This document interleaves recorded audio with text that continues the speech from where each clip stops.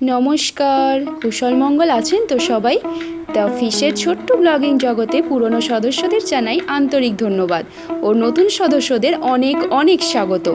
এখনও কিন্তু অনেক ঘোরাঘুরি, খাওয়া দাওয়া আর সাথে প্রচুর আড্ডা বাকি।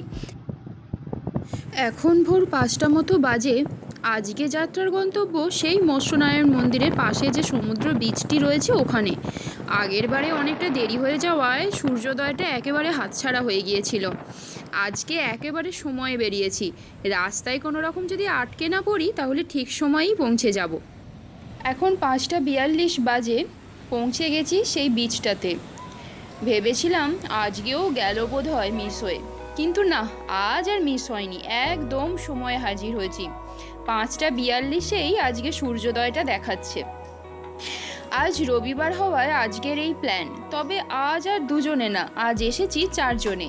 কর্তার 2 বন্ধুও যোগ দিয়েছে আমাদের সাথে। পূর্ব দিকটা কি সুন্দর লালচে আভা দেখা যাচ্ছে দেখছেন।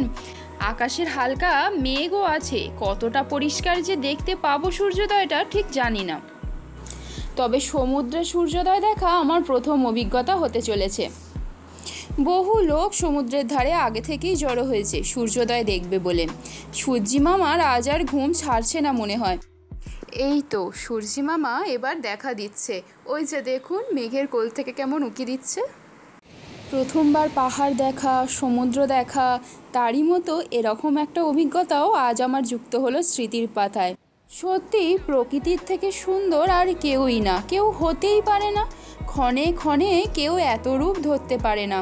সত্যিই প্রকৃতি মায়াময়। প্রকৃতির প্রতিটি রূপই আমাদের কিছু না কিছু শিখিয়ে যায়। যদি সমুদ্রের মতো নিজের জীবনকে, নিজের মনকে এতটা বিস্তৃত আর বিস্তার করতে পারতাম, বেশ হতো, তাই না? না থাকতো কোনো সীমারেখা, না কোনো গণ্ডি। এত বিশালতা, এত মন ভালো করা হাওয়া কোথায় পায় এই সমুদ্র?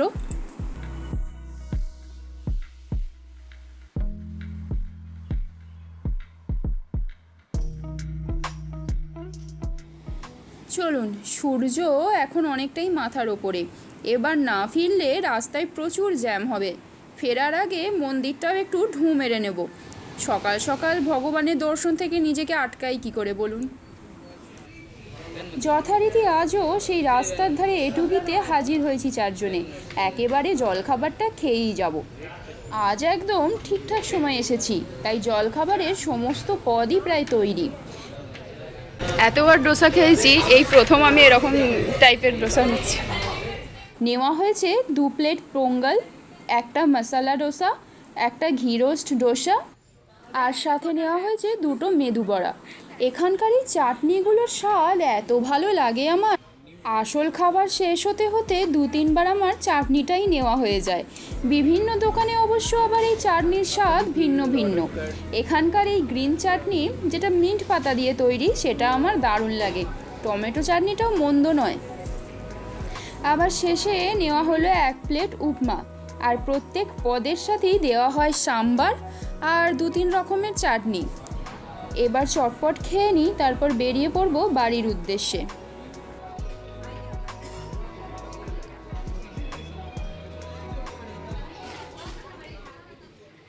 জামা কাপড়ের আজ পুরো পাহাড় জমে আছে।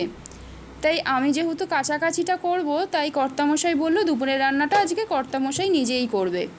জামা কাপড় কাচা হয়ে গেছে, একবার দেখেই আসি কর্তামশাই রান্নার কত দূর এগোলো। সকালবেলা বেশ ভালো রকমই খাওয়া দাওয়া হয়েছে, তাই দুপুরে সাধারণ কিছুই বললাম বানিয়ে নাও। তাই টমেটোর চাটনি বানাবে আর আলুর ভর্তা, আর সাথে একটু ডাল। ভাতটা আমিই বানিয়ে নেব। রান্না তো দেখছি অনেকটাই এগিয়ে গেছে। এবার ছাদে যাই, গিয়ে জামা কাপড়গুলো একটু মেলে দিয়ে আসি। বাইরে এই চাঁদি ফাটা রোদ্দুরখানা দেখেছেন? পুরোপুরি প্রোটেকশন নিয়ে একেবারে বেরোতে হবে, না হলে বাড়ির লোক আর চিনতে পারবে না। প্রচণ্ড গরম, তাও ভালো করে স্টোলটা মাথা থেকে একেবারে জড়িয়ে নিয়েছি। এবার হয়তো কিছুটা রক্ষা। রোদের যা বহর, দেখেই যেন গরম করছে। পুরো পুড়িয়ে দেওয়ার মতো রোদের তেজ। যা হোক করে ছাদের কাজটা মিটল। এবার নিচে গিয়ে ভাতটা সেরে স্নানটা করে নেব। তারপরে বিকেলে আবার মার্টিন ভেজে যাব সপ্তাহের সবজিগুলো তুলতে। তবে এ সপ্তাহে বেশি সবজি নেব না, কারণ এই সপ্তাহের শেষের দিকে বাড়ি যাব। বাড়ি যাওয়ার একটা কারণ আছে অবশ্য, আমার আর কর্তামশাইয়ের এক বাল্য বন্ধুর বিয়ে। সে কিন্তু এবারে আমার কর্তামশাইয়ের ছুটি না থাকলেও কিন্তু যেতে হবে, না হলে অবশ্যই তার খারাপ লাগবে, তাই না? বিকেল এখন 5টা, হেলমেট আর বাজারের ব্যাগ হাতে বেরিয়ে পড়েছি। এই যে সেই মার্টিন ভেজে বহুদিন পর এলাম। বহুদিন পর বলার একটা কারণ আছে অবশ্য, কারণ এই কটা দিন অনলাইনেই কাজ সারা হচ্ছিল। এই গরমেতে দুজনের মধ্যে আর কারোরই বেরোনোর মতো শক্তি আর ছিল না। সব নেওয়া হয়ে গেলে এবার বিল মিটিয়ে বেরোবো। যাওয়ার সময় ভাবছি রাস্তায় দাঁড়িয়ে একটু চিকেনের দোকান থেকে একটু চিকেন নিয়ে নেব। আজ রাতে একটু ঘরোয়া উপায়ে বানাবো বাটার চিকেন। অনেক দিন হলো জানেন, রাত্রিরে চিকেন খাওয়া প্রায় হয় না বললেই চলে। এখানে অফলাইনে চিকেন নিলেই বড্ড বেশি যেন দাম পড়ে যায়।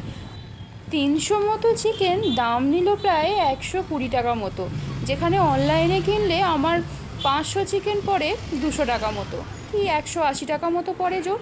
এখন রাত 9টা মতো বাজে, ডিনারের প্রস্তুতি চলছে। বানিয়ে নিয়েছি একটু আটার বান। এই বানটাকে এবার পাওভাজি বানটাকে এবার একটু সেঁকে নেবো। কেমন ফুলেছে দেখেছেন? আটা হতে পারে। এই দেখুন স্টিম করা বান, দেখুন শুধু ফুলেছে খালি, দেখুন। এবার এগুলোকে একটুখানি বাটার দিয়ে বা সাদা তেল দিয়ে সেঁকে নেবো এদিক ওদিক করে। আর এটা হচ্ছে বাটার চিকেন, এটা বানিয়েছে কর্তামশাই, আগেই বানানো হয়ে গেছে, তাই একটু গরম করে নিচ্ছি। বাটার আছে তো, আর একটু চিজ আছে, নালে একটা স্লাইস চিজ আছে, এটা জমে যাবে। আর একটু স্যালাড কেটে রেখেছি।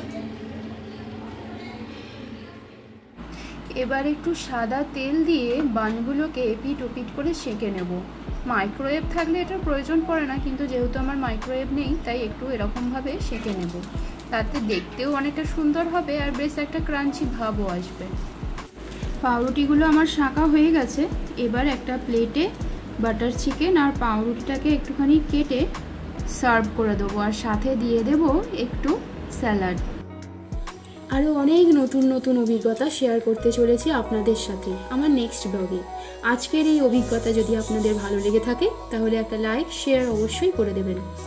আপনারা ভালো থাকবেন, সুস্থ থাকবেন, সবাইকে ভালো রাখবেন, সর্বোপরি নিজে ভালো থাকবেন।